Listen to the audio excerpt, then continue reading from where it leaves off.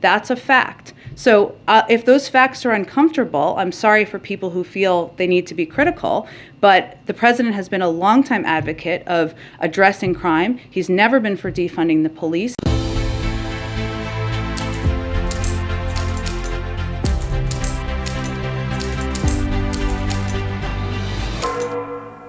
Real quick on crime first. Sure. I wanted to ask about, there was your appearance on Pod Save America. There was a discussion of Fox's crime coverage. And one line has prompted some criticism from people. It was soft on crime consequences. What even is that?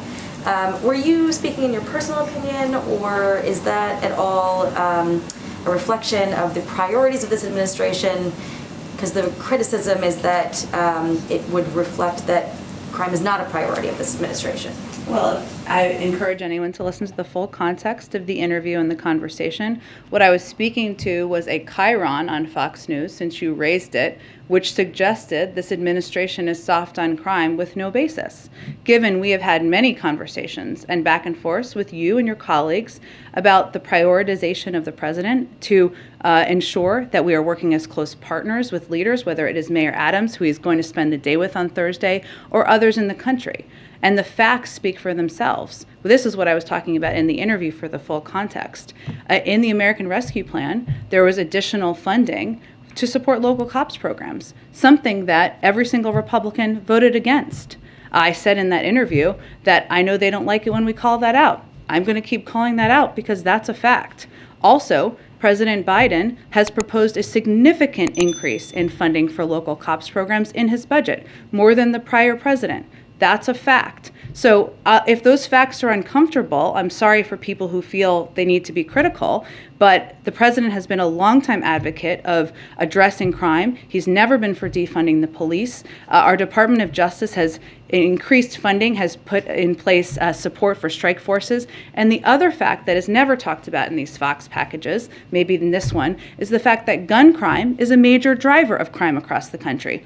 Also a fact. So those are pieces, I think, in that moment I was speaking to. And again, we're about the facts here, and addressing crime is something that is a root of the president's agenda. Going back to crime, I know you noted the president is not for defunding the police. He has initiatives on combating crime, but we are seeing crime surge in major cities. And the president's poll numbers on the topic, there was he had an approval rating on crime was at 36% in one December poll.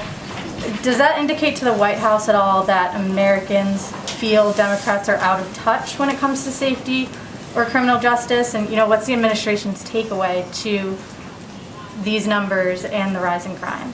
I think we all agree, or should agree, that violent crime is a serious problem. We actually saw a record jump in murders in 2020 under the former president, and there hasn't been new FBI nationwide data that has been released to date. There has been some city data, of course, which is important to focus on and talk about.